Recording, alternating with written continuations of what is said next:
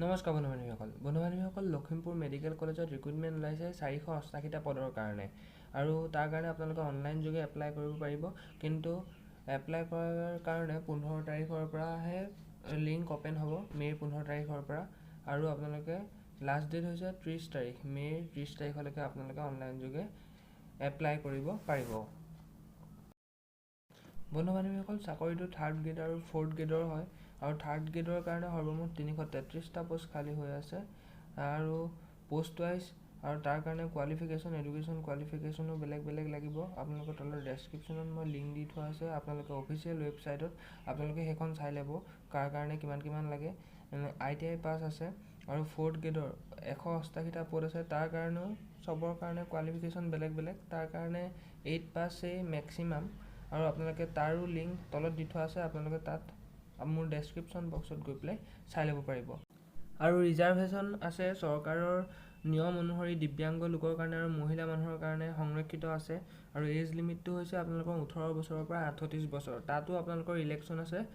caste wise SC ST অনুসৰি আপোনালোকে বয়সতো ইলেকশ্যন পাব কিন্তু 1/1/2020 লৈকে যাৰ 18 পৰা 38 বছৰ হৈছে তেওঁলোকে এপ্লাই কৰিব পাৰিব আৰু এপ্লাই কৰাৰ কাৰণে আপোনালোকৰ তলত লিংক এতিয়া দিয়া নাই মই আপোনালোকক যেতিয়া হ'ব তেতিয়া মই লিংক দি দিম এতিয়া আগতীয়াকৈ মই আপোনালোকক জাননীটোহে দিছো আপোনালোকে ফাৰ্ষ্টত গৈ পেলাই ৰেজিষ্টাৰ কৰিব লাগিব আৰু যিখিনি আপোনালোকক ডকুমেন্ট আপলোড কৰিবলৈ কয় সেইখিনি আপোনালোকে ভালদৰে আপলোড কৰিলে এপ্লাই কৰিব পাৰিব আৰু কি ডকুমেন্ট লাগিব সেইখিনিও মই আপোনালোকক এতিয়া কৈ আছো ডকুমেন্ট লাগিব 2 copy passport size colour photo আৰু আপোনালোকৰ এপ্লিকেশন ফৰ্মত সাবমিশন কৰা টাইমত লাগিব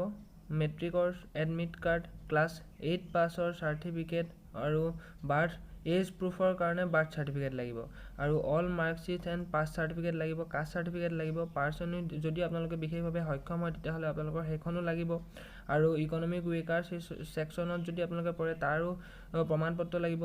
আৰু PRC লাগিব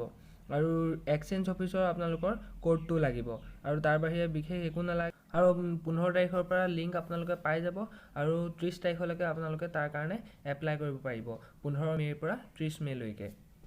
আৰু যদি কিবা বুজি নাপায় আপোনালোকে মোক তলত কমেন্ট কৰিব মই আপোনালোকক বুজাই দিম